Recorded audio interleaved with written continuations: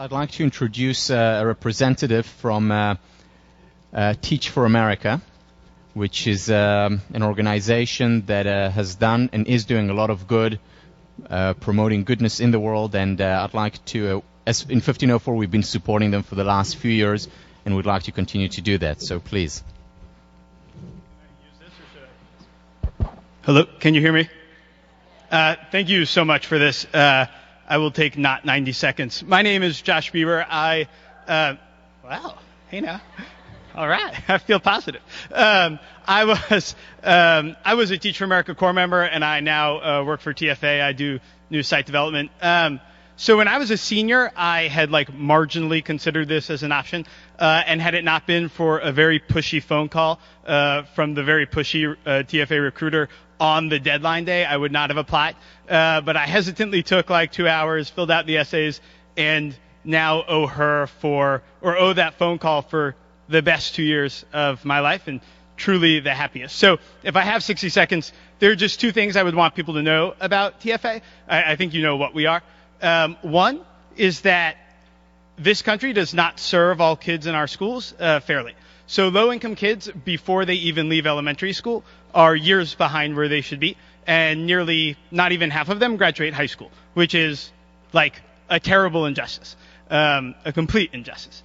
Two, you can actually make a difference. So I was as skeptical as they come about TFA and my ability and all the rest, but I know this to be true. If you walk into a class of fifth graders who on day one are years behind where they should be and hate school and are kind of inclined to hate you because of it, and 9 months later they leave on or above grade level, begging for summer work and wanting you to hang out on the weekend, you kind of think anything is possible. And that's, clearly I'm here now. So for me, Teach for America was an opportunity to actually align my actions with my thoughts and my hopes and be part of the change we all talk about wanting to see. So I would encourage you all, regardless of what you think you may do next year or where you may go beyond that, to really consider this. It was the best thing I could have done. The final deadline is tomorrow. It's easy to do. You don't need recs. Just apply. And give yourself the chance to fall in love with it the way that I did. And I would just end by saying, if you're in this room right now, you probably have had the best education anyone your age anywhere could possibly have.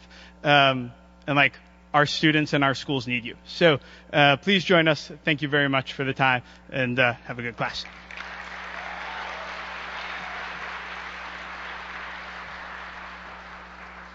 Hi, everyone. Quickly, if there are any extension students or undergraduate students who were not able to make section this week, we have an open section tonight at 7:30.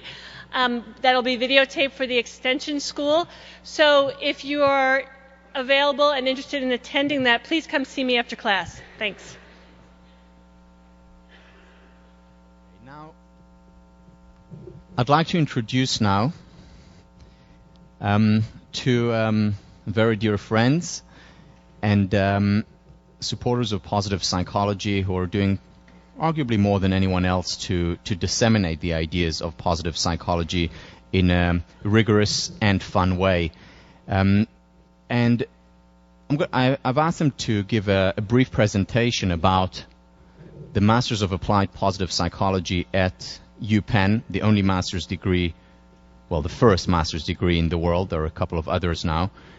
And they'll talk a little bit about, just for 15 minutes, about the masters before we jump into our material today, which hopefully will be exciting. So, James and Debbie, please.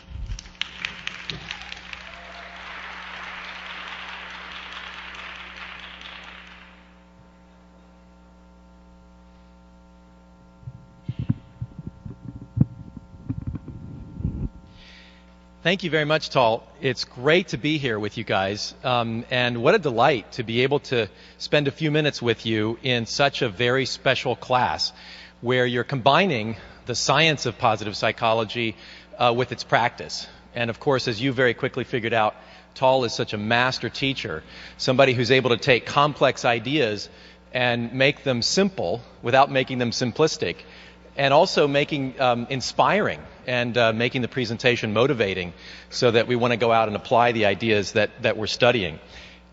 I'm curious, how many of you here are interested in applying the science of positive psychology in your own personal lives? It's part of why you're here. Can I see your hands? Okay, great. How many of you are here because you're also potentially interested in applying the science of positive psychology in your future career decisions, like in your job and eventually? Okay, great, excellent. I hope you do just that. And for those of you who are interested in taking positive psychology, the study of positive psychology, deeper in a graduate level program for your own knowledge, but then also to be able to take what you're learning into your profession, we're delighted to be able to tell you a little bit about the Master of Applied Positive Psychology program at the University of Pennsylvania, and to talk a little bit about taking positive psychology from the classroom to the world. Now, as you know, positive psychology is just about 10 years old. It was started in 1998 when Marty Seligman was the president of the American Psychological Association, and positive psychology was one of his presidential initiatives. About 4 years ago, Marty Seligman started the Positive Psychology Center at the University of Pennsylvania. And the mission of the Positive Psychology Center is to promote research, training, education, and the dissemination of positive psychology. So in January of 2005, I joined the Positive Psychology Center as the Director of Education and Senior Scholar. The next month, in February of 2005, Debbie Swick came on board as the Associate Director of Education. Our task was to create a master's program and to have it up and running by the fall. So again, I got there in January, Debbie came in February, we got our brochure out and printed and published in March. Our application deadline was in April. Kind of optimistic, I suppose. And we didn't know if anybody would show up. We didn't know if anybody would be interested. But we needn't have worried. We got over 100 applications, and we accepted 36 students into our program for that fall. And things have just really been going well and hopping ever since. This is our current class. On their first day of class in the fall of 2007. We have 41 students in our class this year. So I'd just like to tell you a little bit more about the students. Actually, 3 of our graduates or current students are teaching fellows in this class, so that's exciting. Debbie Cohen and Elizabeth Johnston, where are you? If you guys would stand up. And Elizabeth Peterson. Great. So we have, and if you look on the upper left corner, Gabriel de Corral was a student here in this class 2 years ago when we came and presented on the program, and he is currently a student in the MAP program. So there's a lot of synergy going back and forth between this class and our master's program. Our students range in age from 22 to 62. They come from all across the United States, from Vermont to Florida to California. They come from around the world. We've had students from the UK, from Norway, Switzerland, India, Malaysia, Japan, Hong Kong, South Korea, and New Zealand. About 25 to 30% of our students are younger students who are just out of college and are looking to immerse themselves in positive psychology before going on into their professional training. The rest of our students are professionals who come from a wide variety of professions. In our first class, we had the former chief social work inspector for the entire country of Scotland was in the class. That was very interesting. We've had a kidney transplant surgeon, a former vice president of J.P. Morgan. We've had attorneys, directors of development for nonprofits. The executive director of a school, Carlbrook Academy, is in our class this year. Human resources directors, consultants, executive coaches, even a professional musician and a professional comedian. So it's quite a cross-cut of students in the class. Just in a couple of minutes, I want to give you a little bit more of a sense of what the educational design is and just a brief overview of the coursework. So this MAP program is a one calendar year of full-time study. Students begin in September and they end in August. The educational design is a hybrid model. So once a month, students are on site at Penn for intensive on-site classes. And then in the intervening periods, there are distance learning modules that the students complete. This is a professional master's degree, and it focuses on the theory and application of positive psychology in various professional domains. So at this point, there's not a separate licensing or credentialing in positive psychology itself. Students come from education, business, law, medicine, etc., bringing their own credentials with them. So this design of having students on campus once a month for intensive classes allows students to continue working full-time. Now, I just said that the program was full-time, and you may be wondering, well, how can students work full-time and study full-time? Keep in mind, this is a professional degree and an executive education model that's intended to be, it's designed for people who are themselves working full-time and still taking classes full-time. So most of our students continue in the work they've been doing, continue to work full-time while they come to our class. Another advantage of this model is that students aren't required to live in or near Philadelphia. Students can commute in from across the United States, and what has been a surprise and a pleasure to us, students have decided to commute in from as far away as Europe and Asia. So I don't know what your commute today was like to come to class, but some of our students come from as far away as South Korea and New Zealand every month to be a part of the positive psychology classes. So you can imagine that adds a real excitement and energy to the class and puts a little bit of pressure on the professors to make sure that we have something worth coming halfway around the world for. This enhances the educational experience, obviously, by increasing student diversity. We have students who are living abroad and coming in for the classes. And also we're able to tap into the expertise of professors, not just at the University of Pennsylvania, but also at other schools as well, so that we can bring in the very top leading researchers and practitioners of positive psychology. A brief overview of the schedule of on-site classes. In the fall of 2008, you can see there that there are 5 different intensive on-site weekends in the spring as well, with distance learning in the intervening times. So just very briefly, the courses, each student takes 4 courses in the fall, 4 courses in the spring, and ends with a capstone course. In the fall, the courses focus on the foundational theory of positive psychology. Marty Seligman teaches the Introduction to Positive Psychology course. Angela Duckworth teaches a course on research methods and evaluation. It's very important for our students to have a real good grasp of the science of positive psychology, understanding the research methods behind the results. I teach a course on the foundations of positive interventions, and then our 4th course is Approaches to the Good Life, where we have different leading researchers come in and talk about their research. In the spring, our courses focus not so much on the theory, but now move to the application of positive psychology, since it is a Master of Applied Positive Psychology. I don't know if you've studied yet the Character Strengths and Virtues, the Values in Action classification spearheaded by Chris Peterson. If you haven't done that yet, I'm sure you shortly will. He himself comes in and teaches a course on the work that he has done. I teach a course on applied positive interventions, and we have a service learning component as a part of that class. Karen Rivich and Judy Zaltzberg-Levick teach a course on positive psychology and individuals. So this is how to use positive psychology relationally with other people, whether it's in a work environment or with friends or family.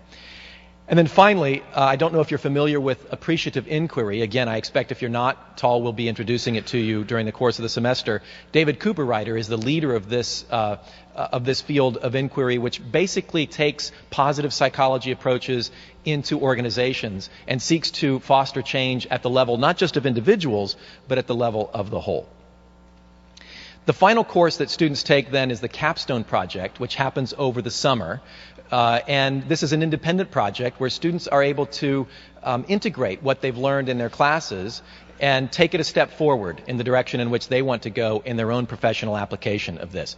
So we've had students do research, quantitative research or qualitative research. We've had students do literature reviews in a particular area of interest, book proposals for books they want to write, or workshop proposals and those kinds of things. So that's just a brief overview of the courses. Debbie's just going to take a couple of minutes to show you some pictures. There's been a lot of text in the last few minutes. Debbie will show you some pictures and tell you more about the classes. Debbie. Thanks. This is good. Thank you. You heard about the courses from James, and I'm going to tell you a little bit about how they're set up and what they are.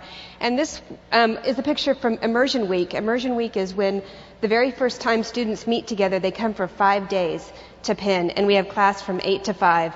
And I know that sounds kind of crazy, but we have a lot of fun, as you can tell, and they stay engaged because we bring faculty in from all over the place, and this world-class faculty, they really have a chance to interact with these.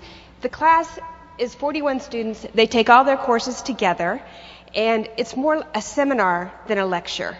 So they really get to interact quite a bit, and then during breaks and during lunchtime, etc., they get to see these people that just have come in from various places.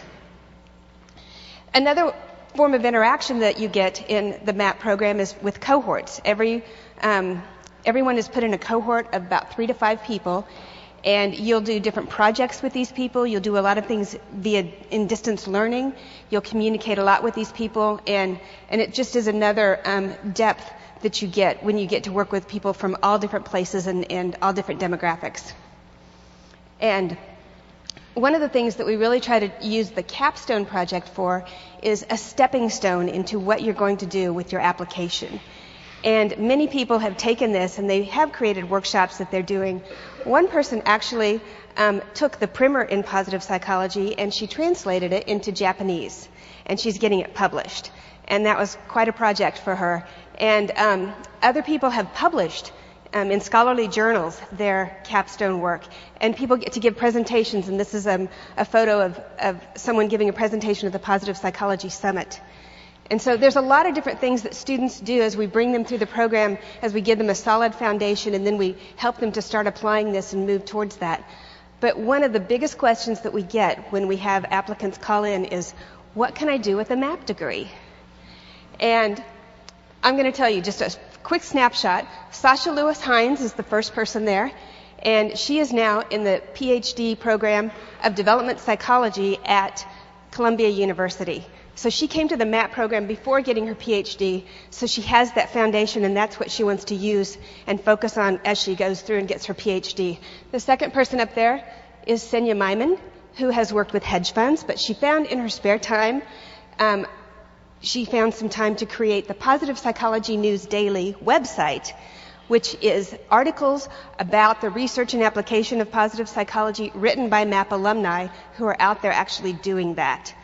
And another thing that she's been able to do, along with a lot of other MAP alumni, has been involved in trainings and been involved in projects that have come through the Positive Psychology Center. As we get different projects to train people in the UK to put positive psychology in their schools, the people that we draw on are MAP alumni because they have the education and the foundation that is needed to be able to put through these projects. So we hope to continue to put together alumni with various opportunities that come along to us. Caroline Miller is the third person there, and she is an author, and she's getting ready to publish her second book. And she's also a speaker and a coach, and she has had the opportunity since MAP to actually teach a lot of courses, and she's very focused on goal setting, and she's very focused on sports psychology. So this has really expanded what she's been able to do. And not all of our students are Harvard graduates, but these three actually happen to be the Harvard graduates. So it's very interesting to see that little snapshot, and we hope that we have many more Harvard graduates coming to our program. So, James, you want to finish up here? Thank you very much, Debbie. So our presentation is entitled From the Classroom to the World, and certainly the MAP program is one way of taking positive psychology from the classroom to the world. Just wanted to mention very briefly another opportunity. We have just started the International Positive Psychology Association. And this is it's going to be a major international organization to help facilitate communication and collaboration among researchers and practitioners of positive psychology. Here is a picture that was taken at the first Board of Directors meeting that happened in October. Not pictured here is Tall, who is a member of the Board of Directors, as are a number of other leading positive psychologists from the United States and around the world. There's a special student membership, so I encourage you to check out the International Positive Psychology Association at www.ipanetwork.org and join to stay abreast of the latest developments in the field of positive psychology. I wish we had time for your questions, but I know Tal has a lot of great stuff for you today, so we'll move along. Just want to let you know that there will be an information session this afternoon from 3 to 4:30 in Harvard Hall, room 103. So we'd love to see any of those of you who are interested to stop by and talk with us, and we'll be able to talk in more detail about the specific questions that you might have at that point. We'll also be here for a few minutes after class. We have some brochures with us. We'd love you to take a brochure if you're interested. There's always more information can be found on our website at pennpositivepsych.org, or you can email us at the address listed. So we hope to see a lot of you at the MAP program sooner or later. And in the meantime, wish you a very successful semester as you dig into the science of positive psychology and put it into practice in your own lives, and think about how to take positive psychology from the classroom to the world.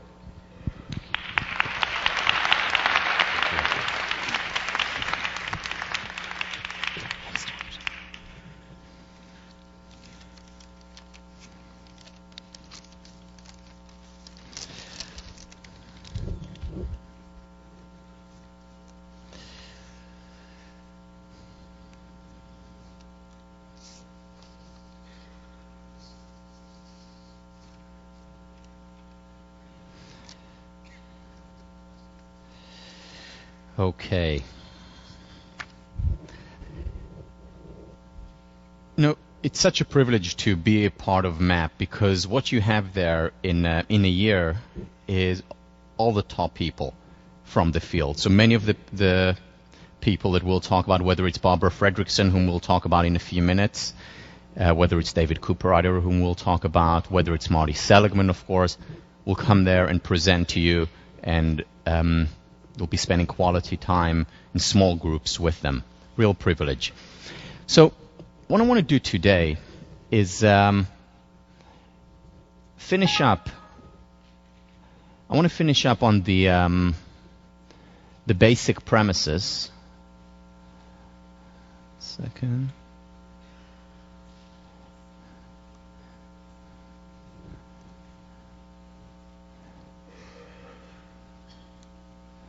On the final premise. No, we're not going to watch that again. No.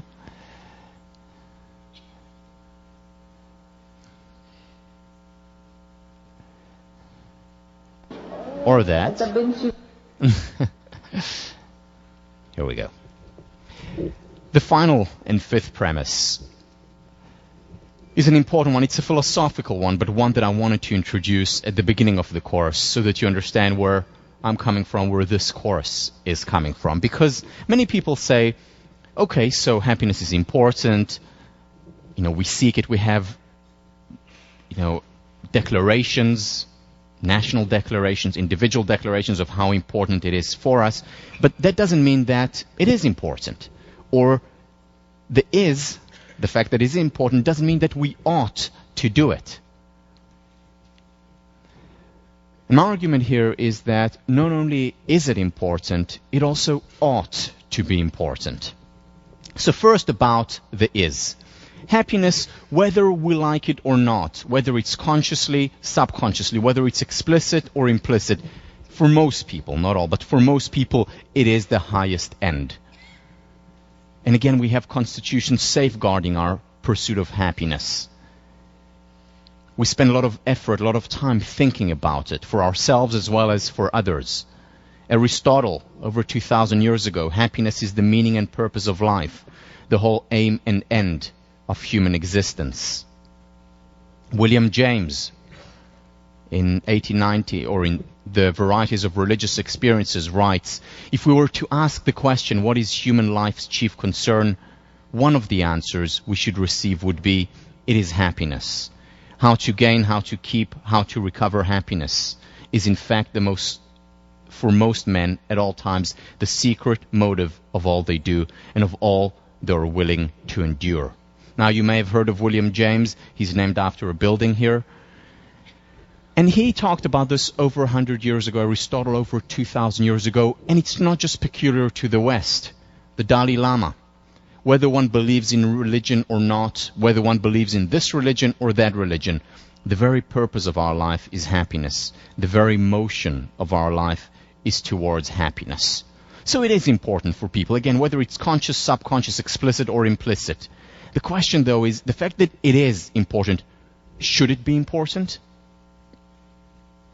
What about the moral dimension of happiness? I mean, there are so many other things happening, so many important things to do in the world. Why should we have happiness as our highest end, as our chief concern, as that which determines the motion of our life?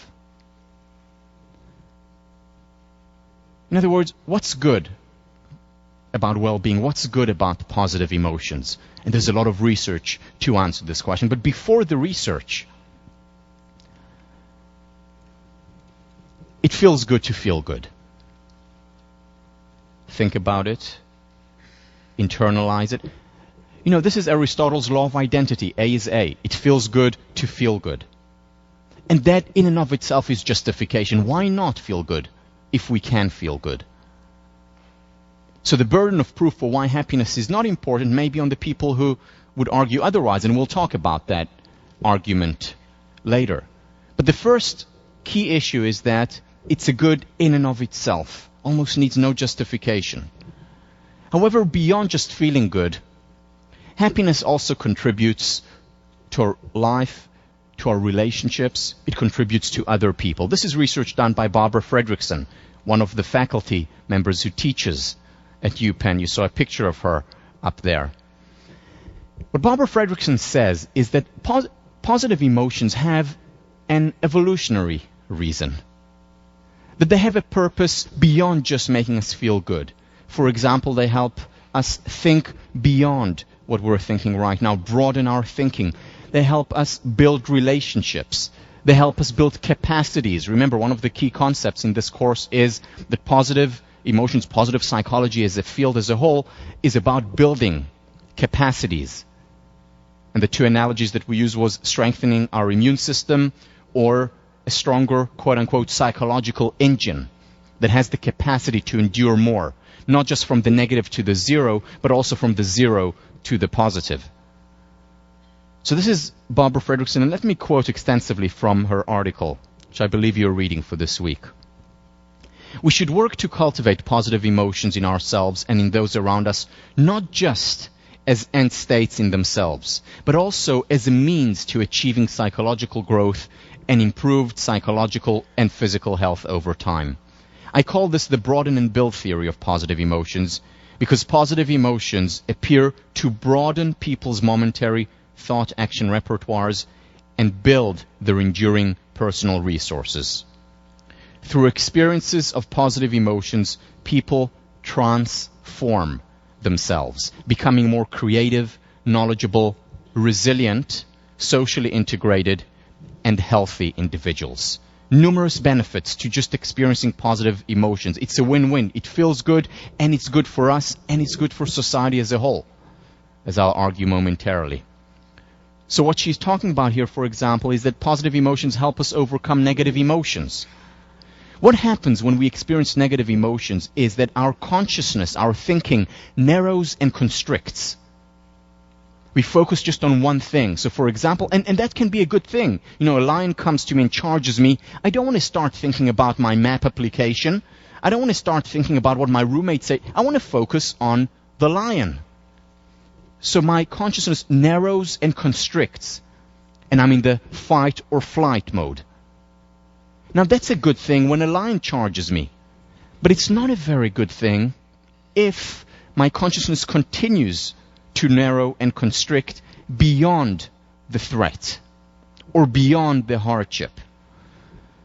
And what we know is that very often we enter a downward spiral, a vicious cycle, when we go into this narrow and constrict mode. So for example, just for example, a random example, my girlfriend leaves me, all right, and I narrow and constrict in terms of my thinking, and all I'm thinking about is just that.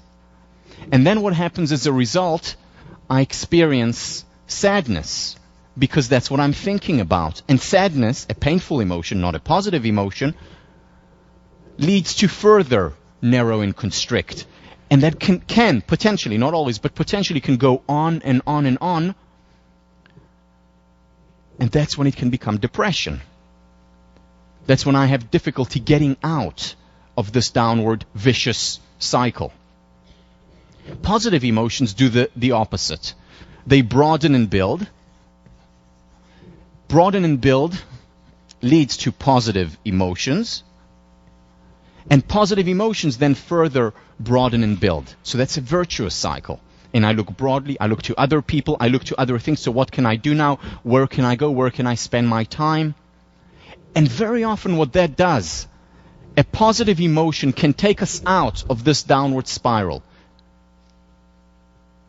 and create an upward spiral. A positive emotion can come in the form of watching a humorous film. It can come in the form of a few deep breaths, and we'll talk about deep breathing when we talk about mind-body. A positive emotion can come in the form of an interaction with a friend, a pleasant one. And it's the positive emotion that can take us out from this downward spiral to this upward spiral. And again, it doesn't always take a very long time. And the challenge is to combine it with the permission to be human, to experience the emotion, to go through the motion, and yet not to enter the downward spiral where, 6 months later, after a small incident, I'm still in that rut. And we'll talk about what is the right time and how do you find the right time and how do you find the balance between thinking about painful emotions and when does it slide to rumination, which is not always helpful. So it helps overcome negative emotions. Also, creativity. We think broadly. We're able to make more connections. See connections that we hadn't seen before, perhaps. There's a lot of talk about the depressive creator. If you want high levels of creativity, it's a must. You have to be depressed. Well, it turns out that's not the case. Very often manic depressives are highly creative, but that's usually during their manic phases. In the depressed phase, our thinking is narrow. We don't think outside the box, usually. Of course, there are many exceptions. But as a whole. In fact, there is research. For example, this was done with internists, doctors, who were giving a very difficult question connected to a liver problem that an individual patient had. And they divided them randomly into 3 groups. The first group was a control group. They just had to solve that problem. The second group was given a statement about the humanistic value of medicine, why it's so important to be a medical doctor. And the third group was given candy and just put in a funny, playful, good mood. The third group that was given the candy and was put in a positive, playful mood outperformed the other 2 groups significantly. They thought about more options, and they actually came up with better solutions to that problem. Again, this is one of many, many studies in this area. Another example, children. One group of children was the control group. The second group was told to think back to an experience that made them laugh or smile. And that group did much better on a learning task than the control group because they were put in a positive mood. Again, it's a win-win. It's defying, in many ways, the no pain, no gain paradigm, whether it's of education, of doctors, or in school, as well as generally in the workplace. Because you see, also motivation and energy, you don't need research for that. You know that when you're feeling good, you have more motivation, you have more energy. And of course, there is a lot of research to back that up. And ultimately, success. They look at in the professional world, people who are able to manage their emotions better and lead to more positive emotions, get out of this narrow and constrict to the broaden and build, are in the long term more successful. Again, it's not the people who don't have painful emotions. Remember, they're all dead. It's the people who experience painful emotions, but are all at the same time able to shift themselves, their consciousness, their thinking, their experience to the positive more readily. And happier people are more successful because they have more energy and work harder. It's because they're pursuing something rather than running away from something, what's called approach rather than avoidance goals. We'll talk about that during the week on goals. Also because they form better relationships. They're more open and generous. And they're more creative. All these components ultimately lead to higher levels of success. Positive emotions don't only contribute to our success, they don't just contribute to our feeling good, they also contribute to our well-being. Optimistic people, and again, not Pollyannish detached optimism, but grounded optimists, on average live significantly longer. Bless you. Their immune system is stronger. So it also helps in terms of physical health. But now the question is the moral question. What about other people? How can I talk about or act in my life pursuing my happiness? Isn't that selfish? And the answer is yes, it is selfish. When I talk to myself, when I say to myself, I want to be happier, I say to myself that I want to be happier. That's a selfish thing. So is that bad? Is that immoral? Well, in our culture, selfishness and immorality have essentially become synonymous. And that's a problem. And here is why. Because this is the number one. Equating the two, selfishness and immorality, is the number one cause, subconsciously mostly, but not only, number one cause of unhappiness. Because people feel guilty about pursuing their own happiness. People feel guilty at times feeling good about themselves. How dare I feel good about myself? How can I pursue my own happiness when there is so much suffering in the world, and there is a lot of suffering in the world? So how do we respond to that? First of all, happiness is a positive-sum game. It's not a zero-sum game.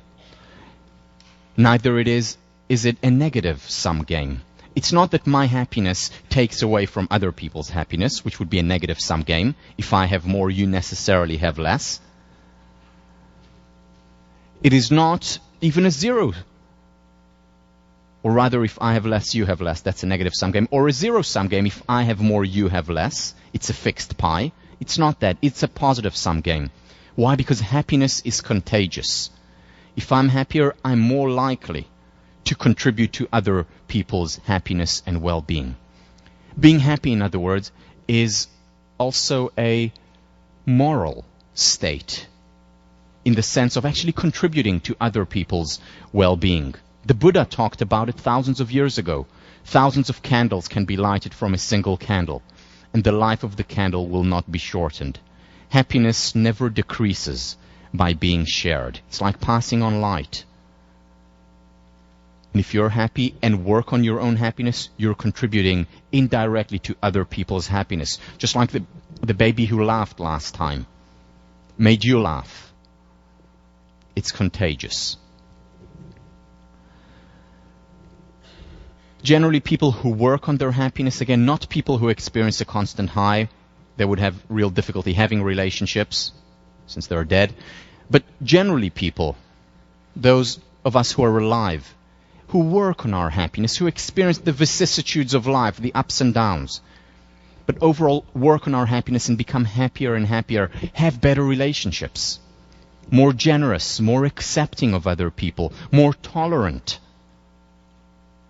of other people, as well as of themselves. There's a lot of research to show that helping ourselves, in other words, working on our happiness, contributing to our well-being, leads us to also be more generous and benevolent toward others. This is research by one of the leading researchers, one of the first researchers in the area of positive emotions, Alice Eisen. And she showed time and again how feeling good is good for us and good for others. And it works the other way as well. This is the wonderful thing about happiness.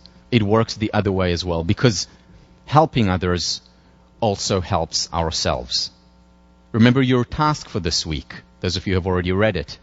It's to commit above and beyond what you usually commit, 5 extra acts of kindness during one day. 5 extra acts of kindness. This is research done by Sonia Lyubomirsky. I mentioned her book on the first class, The How of Happiness.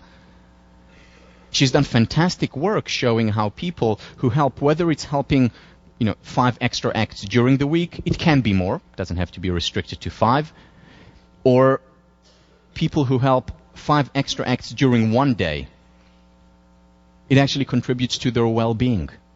So helping others is also helping ourselves. One of the things that I say, and only half in jest, is that I know of no more selfish act than a benevolent act.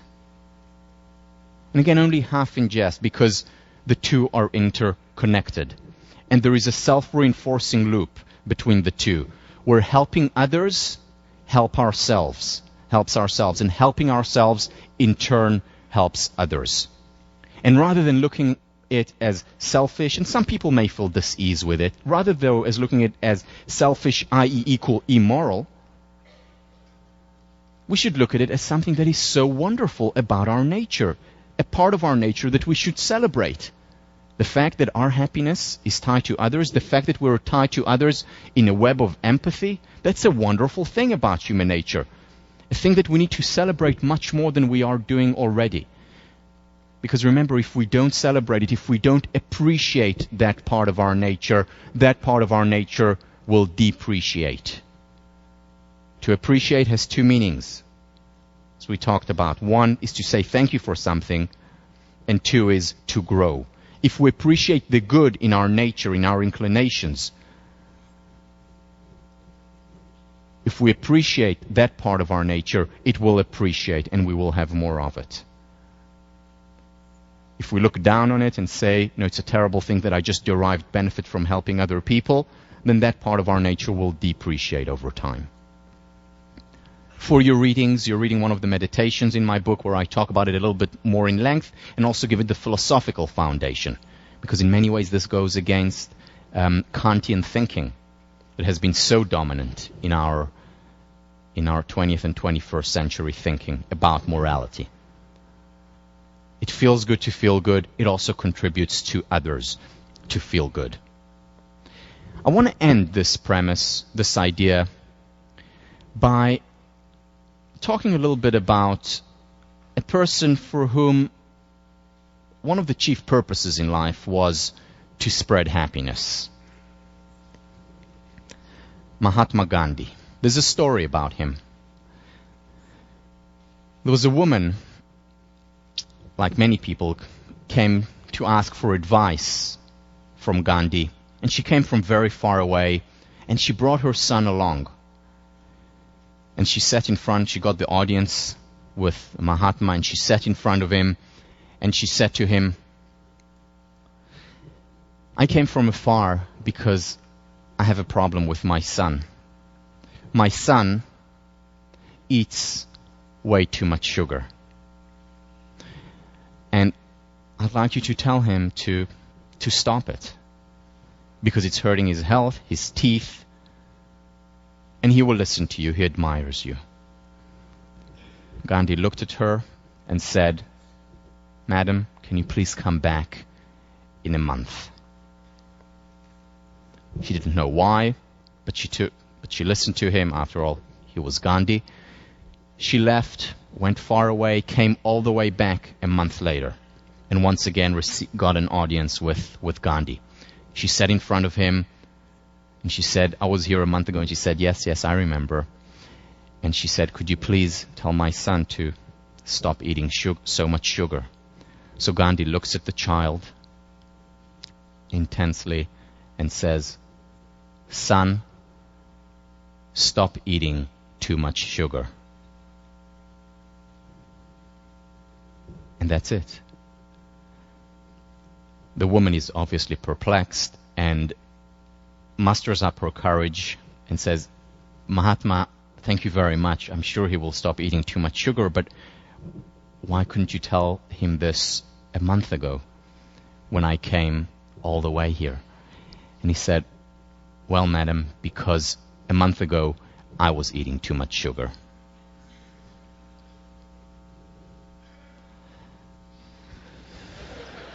Yeah, I know it's a very sophisticated joke. It takes a while, but I'm glad you got it. One of the things that Gandhi said that he talked about, and this is from his wonderful autobiography, My Experiments with Truth, be the change you want to see in the world. Be the change you want to see in the world. This is how you bring about change. I want to do a quick exercise with you. This is a tough exercise, especially for guys, but please bear with me. So, if you don't feel comfortable doing it, don't do it. What I'd like you to do now is the following. Take your thumb and your middle finger and create as much as possible a 90-degree angle. May hurt a little bit, but try as much as possible to create a 90-degree angle. Okay, watch me just like this, okay? 90-degree angle. Now, take these two fingers, the middle finger and the thumb, and as much as possible from that 90-degree angle, create a circle. Again, this is more difficult for men than for women, less flexible. Create a circle so that it looks like, like a rabbit, if you would have on the show. Middle finger, exactly. Middle finger and your thumb. All right, just watch me like this, as much as possible. It's not perfectly round, but as much as possible. Now, take that circle that you have just created. Can you see that circle? Take that circle and put it on your cheek. Your other cheek. Cheek. All right, this could also take a while, but most people, from what I see, put it on their chin. Now, I said it very clearly, cheek, but you see, here is the thing. People mostly do what you do rather than what you say. Oh. So, remember that, because I don't think there is anyone in this room who would tell me now, my goal in life, my objective is to make people miserable. I really want to do that. I want everyone to be miserable in the world. There's not one person here who would actually say that, I hope. So most of us here, whatever we do in our lives, now and in the future, are idealists. We want to do good in the world. We want to spread happiness. But remember, people do what you do, not what you say. So you may want to spread happiness through your words, but ultimately the best way, the optimal way of spreading happiness is to work on your own happiness, because then you're leading by example. That applies to leadership. The most important thing about leadership is not what you say, it's what you do. The most important thing about parenting is not how much you tell your child honesty is important, but rather how honest you are. If you want to spread happiness, be the change you want to see in the world, by example.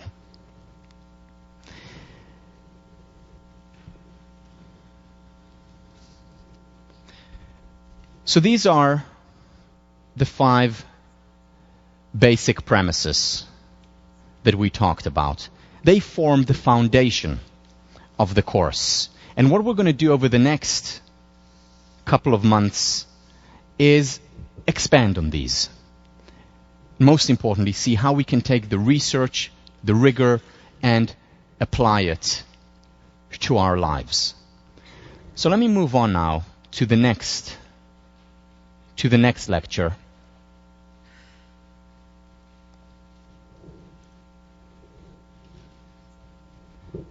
Which is beliefs as self-fulfilling prophecies. This, I must say, this topic ignited my imagination when I was a kid, when I thought about it, when I was an athlete. And that's when I understood the power of the mind. And that's what piqued my interest in psychology. And I want to start with a story, a specific story that in many ways I can see as the first story, psychological story that I heard, or the story that I heard that brought home to me the message of how important psychology is to well-being and to success. And success as a 14-year-old squash player was the most important thing in my life. And the story is of Roger Bannister. Just so I get a show of hands, how many people have heard of Roger Bannister? Okay, a handful. So, those of you who have can hear it again. Roger Bannister was a runner. He ran the mile. And until 1954, running the mile in under 4 minutes was considered impossible. In fact, doctors proved that 4 minutes for the mile was the limit of human ability. Physiologists ran tests proving scientifically that the limit of human ability was running the mile in 4 minutes. You could not go below that. And runners proved, the doctors and the scientists proved that they were right, and ran the mile in 4 minutes and 2 seconds, 4 minutes and 1 second. But no runner could run the mile in under 4 minutes, ever since the mile was actually timed, or they started to time runs. It was impossible. Doctors, scientists showed, runners, athletes, the top ones in the world, proved that the doctors were right. And then came along Roger Bannister. Roger Bannister said, it is possible to run the 4 minutes, and in fact, I'm going to do it. Now, when he said it, he was a medical doctor at Oxford University. He was a good runner, top runner, but nowhere near the 4-minute mark. His best time was 4 minutes and 12 seconds. And of course, no one took him seriously. But Roger Bannister continued to train and work hard, not harder than the rest of the runners, but as hard as the top runners in the world. And he did get better. In fact, he broke the 4 minute and 10 seconds mark, 4 minutes and 5 seconds mark, and then he got to 4 minutes and 2 seconds and stopped, like everyone else. Could not go below the 4 minutes and 2 seconds, so he wasn't even the best runner in the world, but among the best. But he continued to say, it is possible, there is no human limitation on that, we can run the mile in under 4 minutes. And he continued to say it, continued to train, to no avail, for years. Until 1954. On the 6th of May, 1954, on his home turf at Oxford University, Roger Bannister ran the mile in 3 minutes and 59 seconds. Sensation. Front page news all over the world. Science defied. Doctors defied.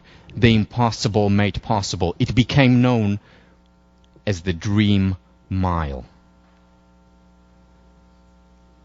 Now listen to this. For decades, ever since the mile was timed, no one broke the 4-minute barrier. It was considered impossible. And then on the 6th of May, Roger Bannister does it. 6 weeks later, John Landy, an Australian runner, runs the mile in 3 minutes, 57.9 seconds. The following year, 1955, 37 runners run the mile in under 4 minutes. 1956, over 300 runners break the 4-minute barrier. Now, what happened? Was it that they suddenly started to train harder? Of course not. Was it new technologies, new shoes? It wasn't. It was the mind. Look how powerful the mind is. It wasn't the fact that they were running that time and they said, oops, we're over the speed limit, let's slow down a little bit. Not at all. They were trying their hardest, their utmost. And yet the subconscious mind limited them, prevented them from breaking that barrier. That happened to be not a physical barrier, as the doctors and physiologists and scientists had claimed. It was a mental barrier. And what Roger Bannister did was break down the fort, the mental, psychological fort. Beliefs are self-fulfilling prophecies. Very often they determine how we perform, how well or how poorly we perform. They often determine how good or not so good our relationships are. They're the number one predictor of life success as well as well-being, as we'll talk about. So what we're going to talk about today and next time is how beliefs shape reality. How it works, what is the mechanism, the science behind the power of the mind. Because in many ways this sounds like mysticism. And part of it is mystical, still not understandable, but we're going to talk about, as much as we know, why it works and how it works. There's unfortunately a lot of misunderstanding about optimism. Because the self-help movement in many ways is about telling us how it's all about the power of the mind. We'll talk about Think and Grow Rich, the book. We'll talk about The Secret, which is about creating our reality through our thoughts. And there's some truth to these, but only some truth. We're going to bridge Ivory Tower and Main Street and show the science and also the danger behind that belief. Most importantly, how do we apply it? How do we enhance the belief we have in ourselves? If there is such high correlation, and there is very high correlation in predictive power to a sense of hope, to a sense of optimism, to beliefs, if they so much determine our outcome on the athletic field, in the workplace, in a relationship, if it matters so much, then how can we raise our beliefs? And we'll talk about work by Bandura on self-efficacy, work by Nathaniel Branden on self-esteem. How we can make a dream into reality. Whether it's a political dream, and we'll talk about Martin Luther King's dream and approach, and how he did and what he did, or a personal dream, where we'll talk about the work of Herbert Benson as well as Bandura. Once again, the Buddha. We are what we think. All that we are arises with our thoughts. With our thoughts, we make our world. Again, this was a claim was made thousands of years ago, and what I want to do now is focus on the scientific foundation of this claim. And I'll start by talking about Pygmalion in the classroom. The source of the word Pygmalion is ancient Greece. Pygmalion was a sculptor. And what he did was, when he came of age, was looking for his ideal woman. He wanted to get married. So he went and looked around Athens, where he lived. He looked around the whole of Greece. He looked around the Greek Empire. He looked beyond the Greek Empire, looking for his ideal woman, a woman whom he could marry. And he couldn't find her, no matter where he looked. I mean, it's understandable. This was before 1879, which is when Radcliffe was founded, and long before Harvard became co-ed. So he couldn't find his ideal woman, and he went back to Athens, and that said to himself, well, instead of finding that ideal woman, I will create a sculpture, as he was a sculptor. I will create a sculpture in her image. And he created that sculpture, and when he looked at her, he was so overwhelmed with emotion and sadness that he couldn't find her, that he began to cry. And then Zeus, Athena, and especially Aphrodite, looking down on him, took mercy and brought the statue to life. And of course, they lived happily ever after. So this is the source of the word Pygmalion. Pygmalion was then taken by George Bernard Shaw, who created a play based on a similar idea, which was later made into a musical, My Fair Lady. And the idea here is how Higgins, doctor of linguistics, took a flower girl and molded her, in a sense, into being royalty. What, of course, happened throughout the story was that she molded him more and transformed him. Fascinating story, and a very important story at the time, because it challenged the whole class system, that people are born into a certain place and cannot and should not be moved. So a very important play at that time, as well as today, about Pygmalion and how people can be changed, can be transformed. In the 1960s, Robert Rosenthal, who was the head of our department for many years, he's now at UC Riverside, took this idea of Pygmalion and applied it in the classroom. Here is what he did. Rosenthal went into a group of random schools. And what he did there was went to the students, had them take a test, and then go to their teachers after and tell the teachers, your students just took a new test that was devised, a new academic test, which is called the Fast Spurters test. What that means is that we identified students who are going to take a big leap, intellectual leap forward in this coming year, a spurt forward in this coming year. In other words, what he was saying, it identifies the students with the highest potential. And what he found then was when he told these students, the teachers, or what he told these teachers was that, this is just an FYI. You cannot tell the students this. We don't want any discrimination in your school. But just so you know, these are your fast spurters. It's a new test, newly devised. Just so you know. Unbeknownst to the teacher, the actual test that was given those students was a regular off-the-shelf IQ test. Also unbeknownst to the teachers was that these students' names, who were deemed fast spurters, highest potential students, were literally randomly picked out of a hat.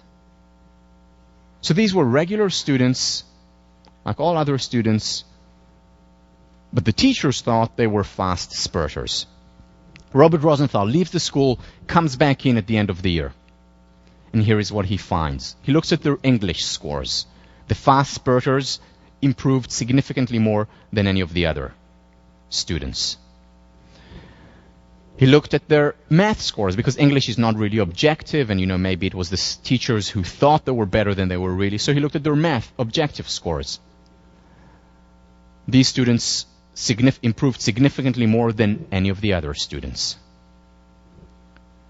But here is the clincher.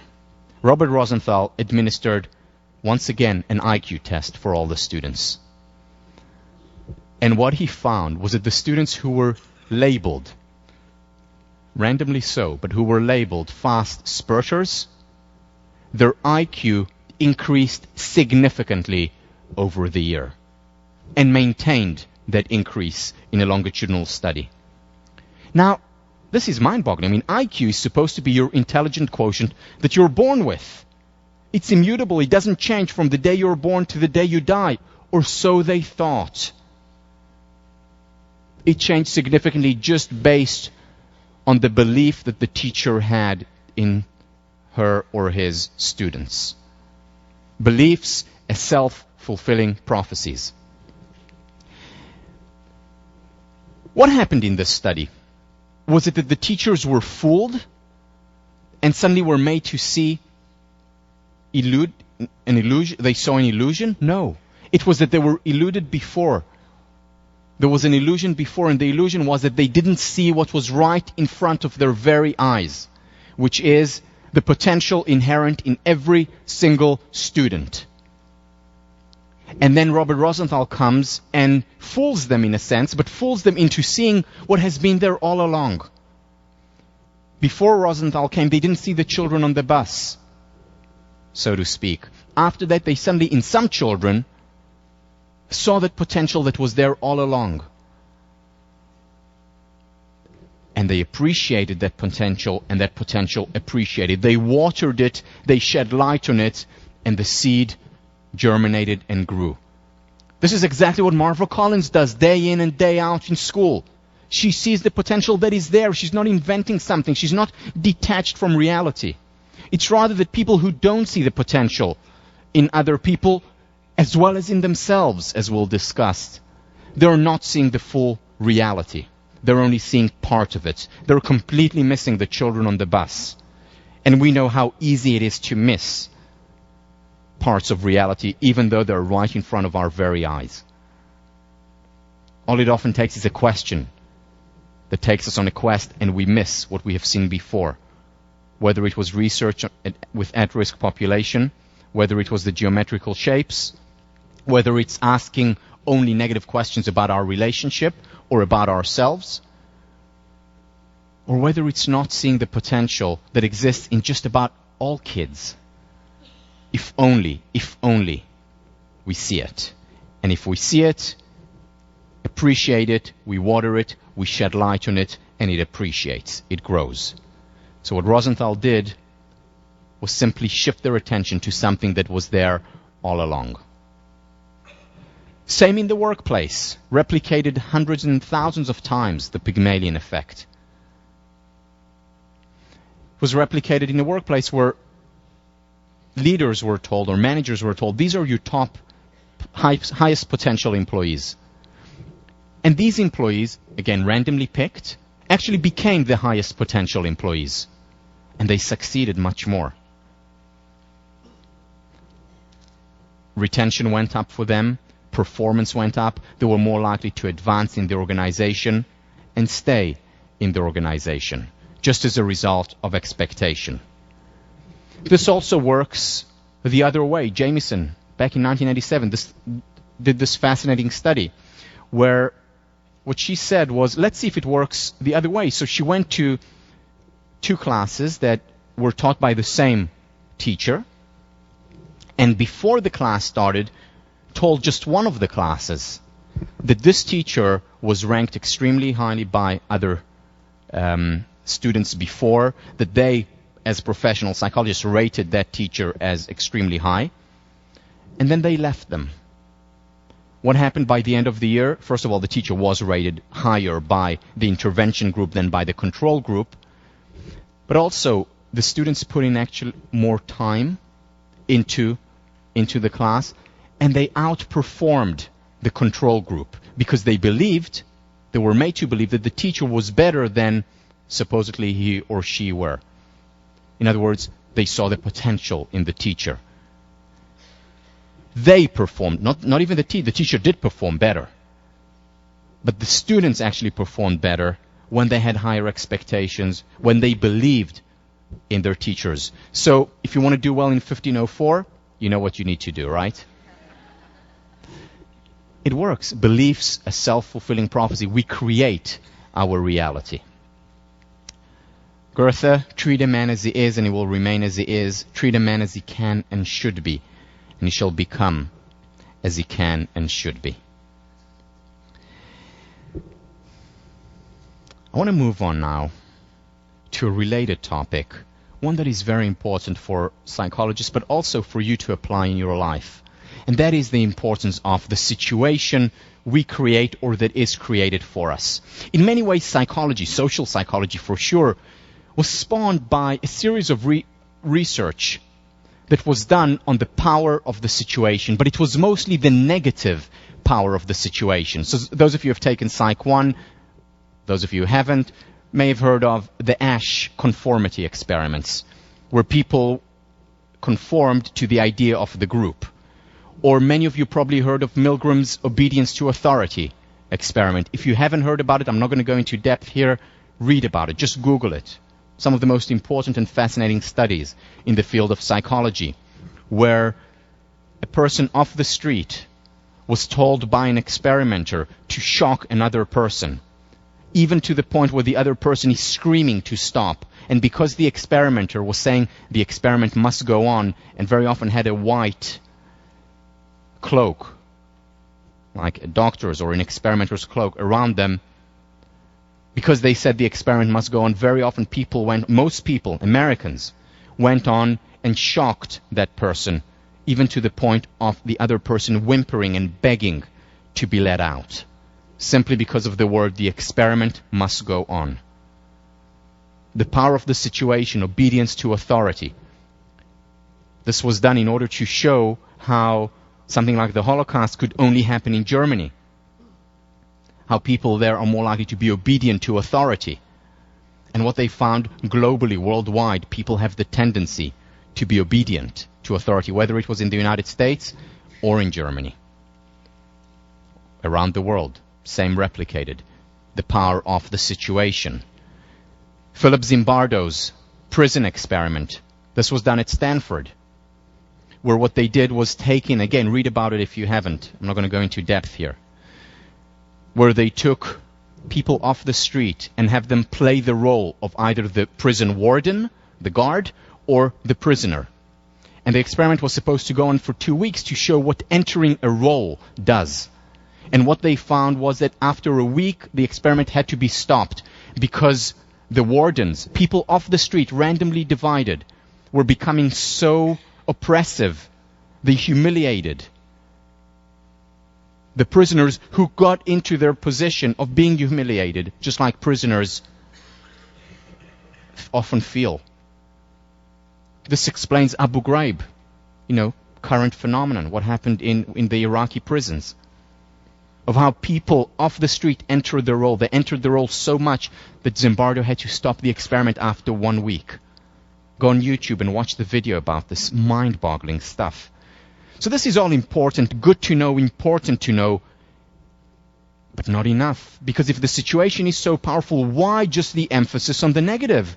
Why not think about creating positive situations that will help us lead happier, more moral lives? And this has, just like a lot of the positive psychological approaches, has been ignored with a ratio of 21-1. So let me share with you just a couple of studies in this area. Both of them done by our very own Ellen Langer. This, by the way, the study that I'm going to share now is going to be the backbone of a movie coming out about Professor Langer. Person who's going to play Ellen Langer. She's the first female tenured professor in the psychology department. The person who's going to play Langer is Jennifer Aniston. And the movie is coming out hopefully in a year. But it's about this experiment that I'm going to share with you now. So this was done in 1979. Here is what Langer did. What she did was take men who were above 75 years old and send them to a retreat, which was a 1959 retreat.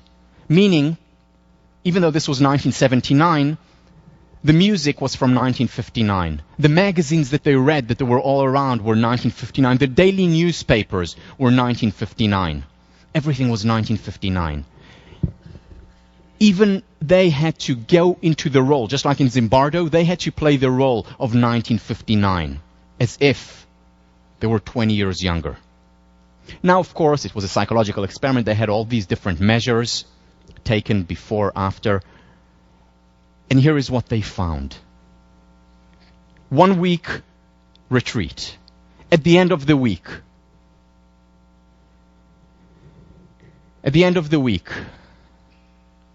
both mental and biological age decreased. For example, they became more flexible in tests. They became stronger. Their grasp, their legs, their body became stronger. Their memory improved significantly. So their intelligence level, as taken by tests before and after compared to a control group, improved significantly after a single week. She measured the distance between the bones in the fingers, because when we get older, the space becomes smaller, they become tighter. The length after a week increased in their fingers. They became happier. They became more self-sufficient, less dependent on other people, as rated by themselves and as rated by their family members. They became healthier. Their eyesight and hearing improved significantly in as little as a week, just because they entered a powerful, positive situation, which goes against a lot of the stereotypes and the prejudices that they encounter in the outside world. So just by quote-unquote acting a certain role, they became that role, just like Zimbardo's prisoners became their role in as little as a week. Another study that she did, and this is reported in her book Mindfulness, which I highly recommend. She took in and tested people's eyesight, and she gave them a normal eyesight chart, measured them, wrote down their performance. And then she took the exact same people, this time put them in pilot's overalls, and at the same time put them in a flight simulator and showed them the exact same eye chart. Same distance, same eye chart. The only difference being they're sitting in a flight simulator and they're wearing pilot's overalls. They were sitting there looking at the eye chart, and again she ran the eye tests. 40% of participants' eyesight improved significantly as a result of just changing the situation. Same distance, same chart, same everything. Different situation. The question is, how do we create a positive situation? How can we create a situation that improves us with the role? And I want to share with you a couple of studies. I'll share one study and then another later about the environment. First of all, the work of Baj. Priming is when we have subconscious or conscious priming. For example, you're looking at a screen